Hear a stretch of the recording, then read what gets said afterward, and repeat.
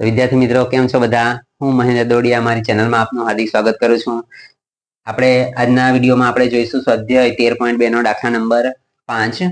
આગળના વિડીયોમાં આપણે સ્વાધ્યાય 13.2 નો 1, 3, 2 બરાબર એ દાખલા જોયા છે આપણે. તો તે પણ બધા ઇમ્પોર્ટન્ટ દાખલા છે અને મધ્યકના દાખલા છે તે પણ ઇમ્પોર્ટન્ટ છે. અને આ બધા જે દાખલા છે તે બોર્ડની એક્ઝામ માટે ખૂબ જ જરૂરી ઇમ્પોર્ટન્ટ દાખલા છે. તો બધા જોઈ લેજો. બરાબર, આજના આપણા વિડીયોમાં આપણે બહુલકનો દાખલો જોવાનો છે.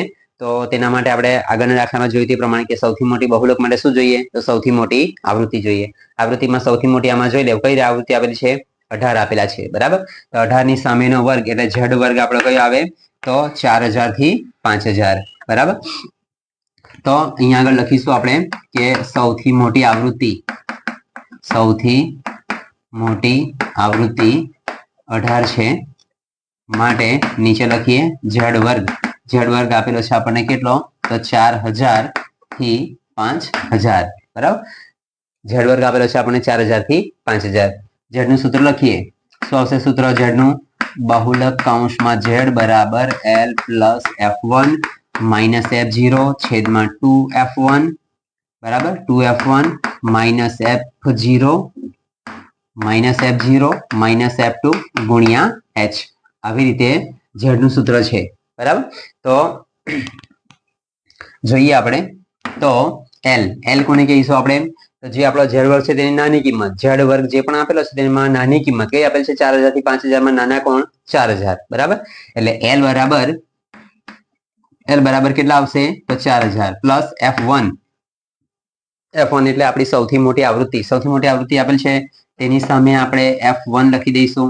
ત્યાર પછી ઉપર F0 લખી દઈએ, નીચે F2 લખી દઈએ. બરાબર, એટલે F1 F0 F2 આપણને ખબર પડી જાય. F1 બરાબર આપેલા છે કેટલા આપણને? 18. F0 બરાબર આપેલા છે આપણને કેટલા? તો 4.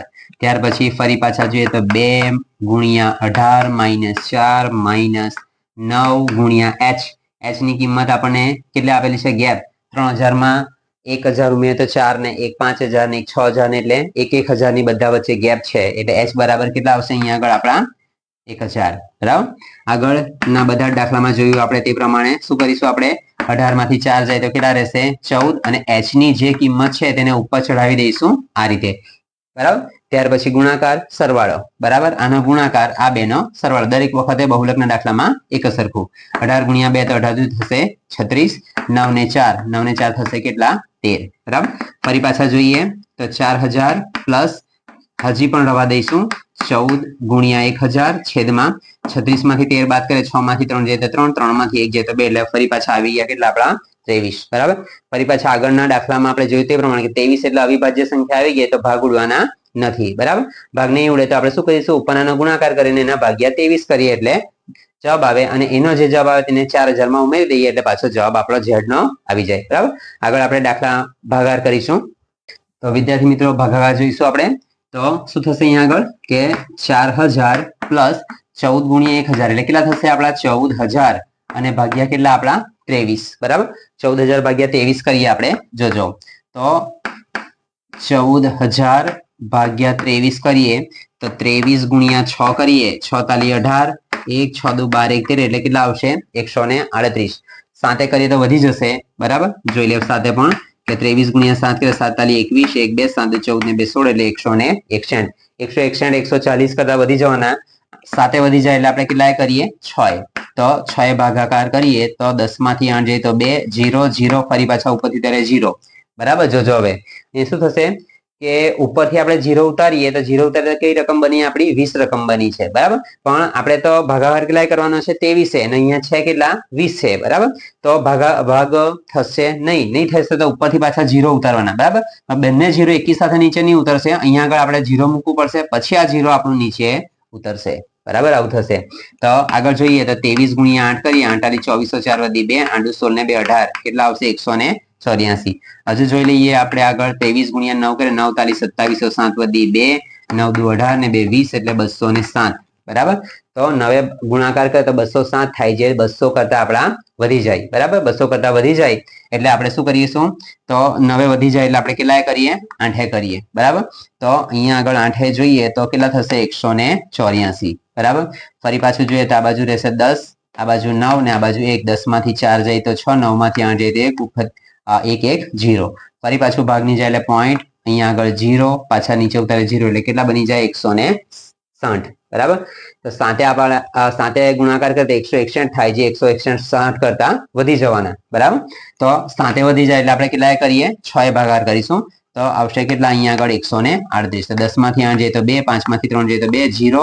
ફરી પાછા 0 0 મૂકીએ તો 220 એટલે કેટલા થશે, 9 ભાગાકાર થશે. બરાબર, આગળ અહીંયા આગળ 9 મૂકીએ એટલે કેટલો જવાબ આવશે, 608.69. બરાબર, આટલો થશે.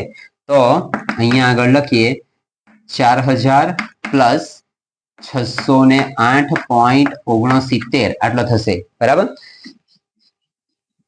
તો કેટલા થશે, 4000 માં 608 ઉમેરીએ એટલે કેટલા થશે, 4608 ને પેલા 69 એટલે પૈસામાં પૈસા ઉમેરીએ તો 4608.69.